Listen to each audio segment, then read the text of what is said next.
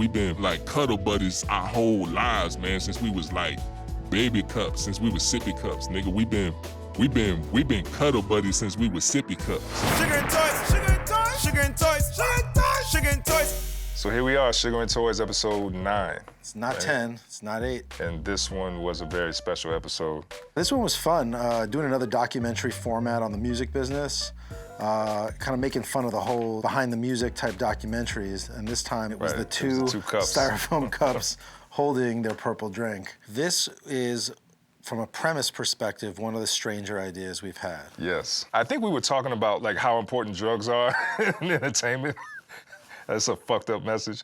But it's just that, like, in another show, there was a sketch that we were gonna do where cocaine was inducted into the Rock and Roll Hall of Fame.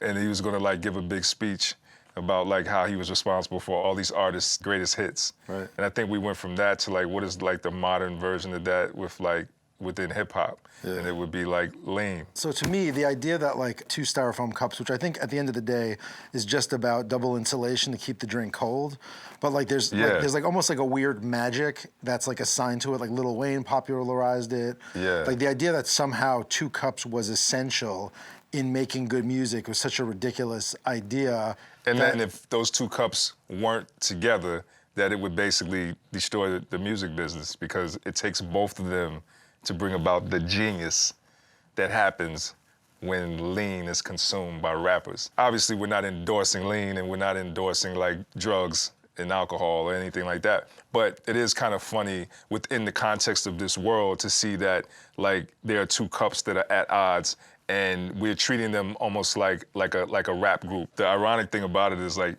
both of us are, like, the most sober people probably in this business. Like, we don't drink, we don't smoke, we don't do anything. Carl doesn't even use styrofoam cups, actually. I don't use styrofoam cups. So what do you get when you mix Jordan Peele, Cardi B, and a bunch of zombie strippers? You get Us Too. Hashtag Us Too. Yeah, that sketch we started writing around the time that the actual trailer dropped for Jordan Peele's new movie, well, not new movie now, but at the time it was his new movie, now Us. Classic movie. Right, and also during that time there was a whole thing going on with, like, Cardi B and Offset and, you know, him, like, cheating on her and whatnot, so... And her going after them. And her going after the girls, and there was some, you know, from what we heard, that there was some strippers and stuff. So it's really just about, you know, some strippers that Offset was messing with that have, like, turned into zombies and is now, like, trying to kill Cardi B. You know, it's also one of those things where when it comes to our performers, you know, like in the first episode, you know, we had that, like, that short, you know, Cardi B spelling bee sketch that, like, once we saw what Jade did with that character, you know, we were definitely looking for an opportunity to bring our cartoon Cardi B back. And, you know, wanted to give her a little more something to do this time. So it just kind of felt like putting her in this situation where she was in this kind of epic, you know, scenario. And then again, your version of Offset, I think, is just like some of the funniest shit. Can I help y'all bitches? I mean, if y'all hoes wanna get crazy, we can get crazy, oh. Yo, this next sketch is a boss-ass sketch because it's about Dame Dash, who is a boss, and he's from Harlem. And he will let you know that he's from Harlem and he's a boss, so don't ever tell him he's a boss, because he's the only person that can tell you that he's a boss because he's a boss. I don't think he could have said it better himself, man.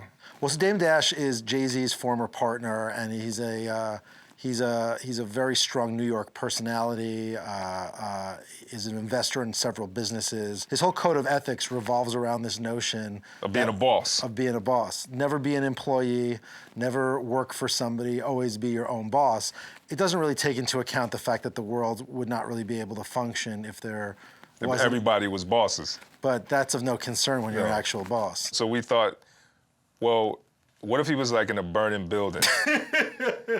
And in order for him to get down, he had to do very unbossed things, and he would rather burn up in that building.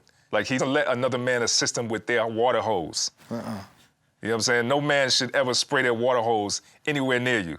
He'd rather burn up. I tell myself when to tell you I'm a boss, so you don't tell me to tell you I'm a boss. Then we got the 21 Savage Patch Kids. This idea came about really because of the pun, of Cabbage Patch Kids. For those of you who don't know, Cabbage Patch Kids were like these dolls that were really popular like in the 80s. I guess the idea was that they were born in a Cabbage Patch. Each one had like a unique quality that made them unique. And they all had birth certificates and stuff like that. Unlike the former president.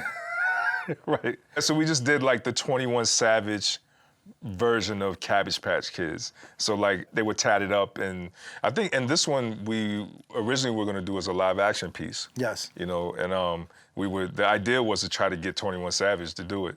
And then he said not available. Yes, I think he had to go back to London. He was deported. That's right. We found out actually while we were writing this that he was actually British, which was really shocking. Right, that's right. Yeah, so that's why we British, had him singing "God Save the Queen" in the middle of this episode. La la la la la la. Scooby Doo. Scooby Doo. Yeah. The off-brand knockoff Scooby Doo. Yeah, but Shaky is missing. Turns out in this one, Scooby Doo has some beef with Shaky. Because those Scooby snacks, I mean, they're called Scooby snacks for a reason, but Shaggy used to always eat them. Shaky was calling Scooby Doo's mother a bitch, which, by the way, is technically true. Yeah. And also that he was going to have him spayed. And so he killed Shaky, chopped him into pieces, and fed him to his friends. Right. Which is kind of a perfect crime, I mean, Yeah. I love the ending where, like, 'cause on those cartoons, it would always be like the ending would happen and everyone would be like laughing during the credits. Yeah. But in this one, we kept cutting back and forth to him laughing and vomiting. Throwing up and laughing and vomiting. And that's kind of what we hope people at home were doing when they were watching that sketch. Your favorite black girl?